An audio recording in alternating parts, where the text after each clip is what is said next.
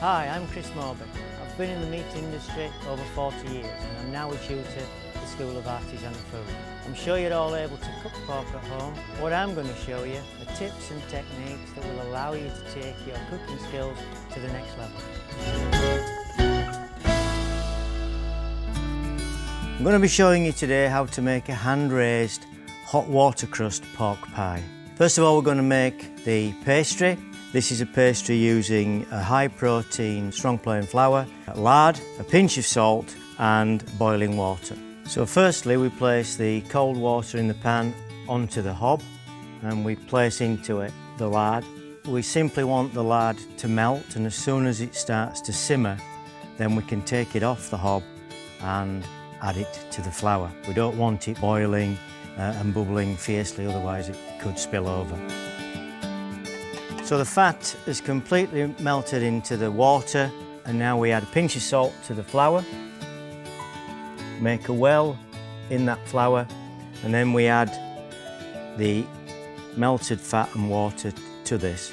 Just being a little bit careful that it doesn't splash as you're pouring it slowly into the flour. And now we fold the flour into the oil until the flour is completely coated. Obviously the mixture is very warm at this time, so use a wooden spoon until the temperature drops a little bit and we're sure that we've got a good coating of oil on the flour. Okay, so we can get rid of the wooden spoon now, and what we want to do is we're just bringing it together, a little light kneading. So we bring it all together, all the flours mixed in now, and that's the consistency that we're looking for. Just bring it all together a little bit more, and at this stage that's as much as we need to do. Don't want to overwork it, otherwise the pastry may well shrink back when we come to work with it later. Now that needs to cool. Put it into a refrigerator. It needs to be placed into a bag so that the outside doesn't dry. If the outside dries, that outside becomes very crumbly and you get crumbly pieces in your finished pie. So that now goes into the fridge until it's cooled down.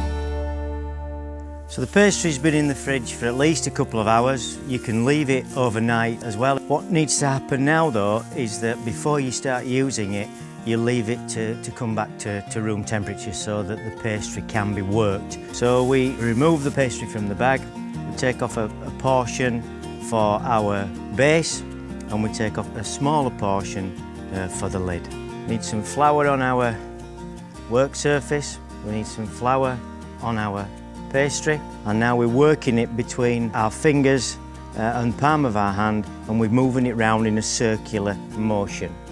Yeah, so we're pointing our fingers inwards, and the shape you want to be looking to achieve is that of like a field mushroom almost. Once you've got that, then we're ready then to start hand raising the pie. For this I'm using a pie dolly. You can get these in lots of different sizes depending on the size of pie that you're wanting to make. They're readily available on the internet. If you don't want to go to the expense of buying one of these, just use a jam jar or even a wine bottle. So we place the pie dolly and putting even pressure onto it, we push the pastry down to make the base of the case the correct thickness. Keep checking that. We're checking it against the light, and eventually what we want to do when we know we've got the right thickness, we want to be able to see the silhouette of your fingers behind that pastry, and that's fine. A little bit more flour onto the pie dolly. Then we put our thumbs on the shoulder of the dolly and our hands surrounding the pastry. And now it's a circular motion, but we're putting pressure on the pastry to bring it up the side of the dolly. Even pressure, keeping our thumbs on the shoulder. And what we want to be achieving is we want that pastry to reach the top of the shoulder of the pie dolly. Okay, I'm happy with that. Now what we do then To help the pastry come off the dolly, so we simply roll it. Also flattens the side of the pastry, back on its side and out it comes. And that's the base, already made, ready to put in our filling. We're now going to make the pie meat filling. We're using British free-range pork. This has been bought from a local butcher. The two cuts that I use are shoulder, which is the lean part, and belly pork, or sometimes you could use back fat as well. We need a small amount of fat in it, otherwise the pie would be very dry. If you've got a mincer at home, of course you can mince it through. You could also finely dice the meat with a knife, but why not ask your butcher to actually mince it for you.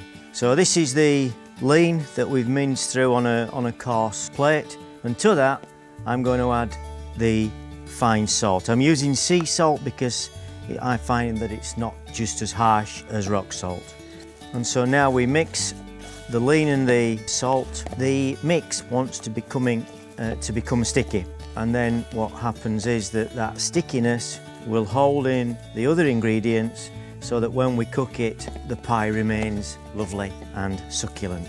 Once that's in, we then add freshly ground white pepper, thoroughly mix in the pepper, and then finally, because we don't want to add the fat too early, because we don't want it to melt, and now we just mix that up until we get an even amalgamated mixture. And that's our pie filling already mixed. I'll now put it into the fridge for about half an hour to chill it down, and then we will put it into the pie and finish our pie off. So we've had the pastry case sitting in the refrigerator for a couple of hours. This is so that the pastry will firm up a bit and it's a bit more manageable. We've taken a portion of our meat mix and we lightly press it into a ball. Carefully place it inside the pie, and just a little light pressing wants to be about 1 centimetre from the top of the case. So the small piece of pastry that we put on one side for our lid, we're now going to roll that into a circular shape, and it wants to be rolled out to a diameter that's just slightly bigger than the diameter of the pie itself. Okay, what we also need to do at this stage is we need to make a hole in the centre of the lid. That's to ensure that the steam comes out of the pie when it's cooking and doesn't make the pastry go soggy.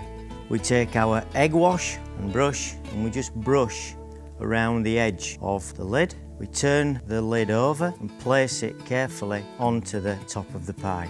We then gently push the edges of the lid onto the top of the pie, and we now gently but firmly squeezing the two together so that when that pie bakes we don't get any steam coming out of it and burst the pie lid. And that's the pie.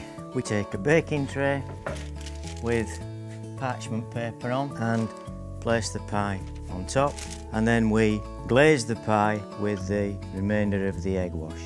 So as well as glazing the top, we would glaze all the way around the sides of the pie. This makes the pie go a lovely brown colour. So the pie is now ready to go into the oven. I'm going to now preset the oven to 190 degrees centigrade. Put the pie in the oven.